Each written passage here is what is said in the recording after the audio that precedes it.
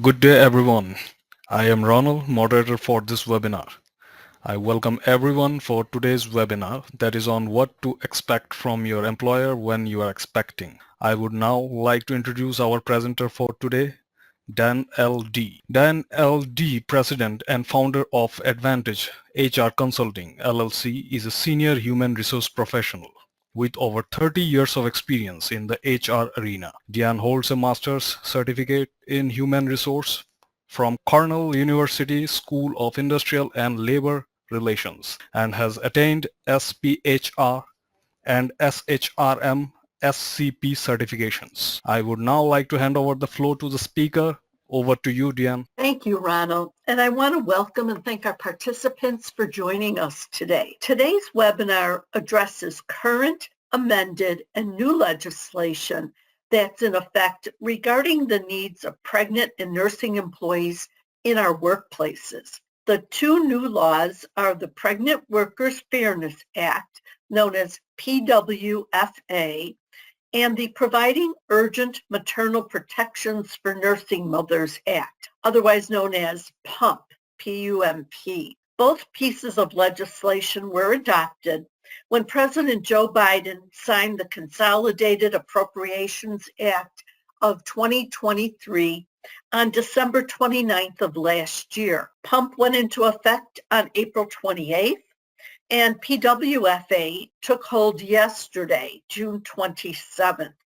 So it's really important to understand the provisions of both pieces of new legislation, in addition to legislation that's already in place. I'll give you a high-level overview of each piece of legislation. So the first one on the list, the grandfather of them all, Title VII of the Civil Rights Act of 1964. Specifically, Title VII is the main federal law that prohibits employment discrimination based on a person's race, religion, national origin, color, sex, which now includes gender identity, pregnancy, and sexual orientation. Our next piece of legislation is the Family and Medical Leave Act, FMLA.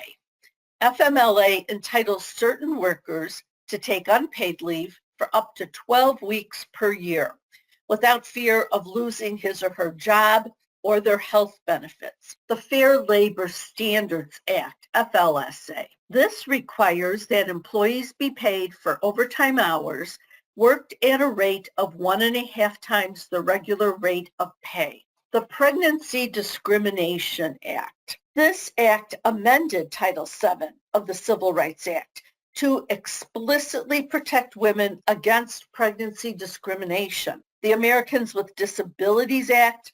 This became law in 1990. It's a civil rights law that prohibits discrimination against individuals with disabilities in all areas of public life.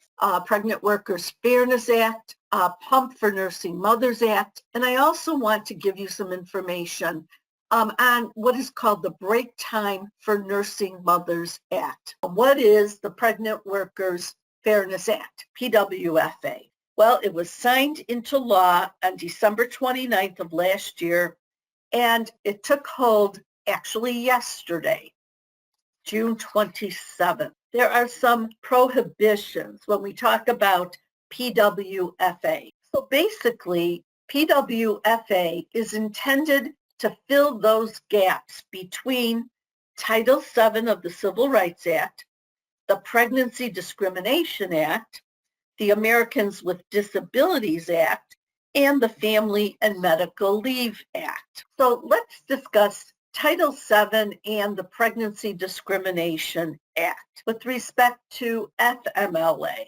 FLSA, Fair Labor Standards Act. Additionally, under FLSA, eligibility for protection under FLSA, the ADA, this protects your employees from discrimination based on a disability. And as I mentioned, PWFA closely aligns with the ADA.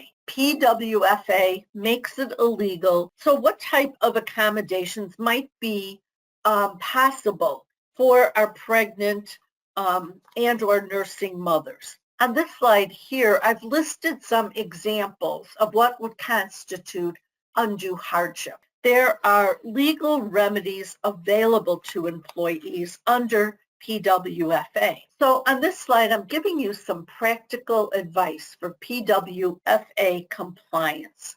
So now let's talk about the PUMP Act. Its formal name is Providing Urgent Maternal Protections for Nursing Mothers Act. And I first want to give you some history surrounding break time for your nursing mothers. Thanks now to the PUMP Act, just to reiterate, PUMP became effective on April 28th of this year. So let's look at PUMP Act specific provisions. When we talk about covered employers under PUMP, how can you ensure PUMP compliance? When we talk about covered employees, when we talk about PWFA, ADA, and FMLA interactions. Just a reminder, both PWFA and PUMP Acts interact with your state and local laws. What are the remedies for violations of these laws? This slide just lists some contact information for the Wage and Hour Division. You can also tap into the EEOC's websites. Some PWFA key takeaways, PUMP key takeaways. I will now turn the conversation back over to Ronald. So at this point, we can probably conclude our webinar. I want to again thank our participants for joining us. I hope you found the information presented to be informative and helpful, and I hope all of you have a great rest of your day. Thank you, Jan. You're very welcome. That concludes the session for today. Thank you everyone for participating. You may all disconnect now. Have a great day ahead.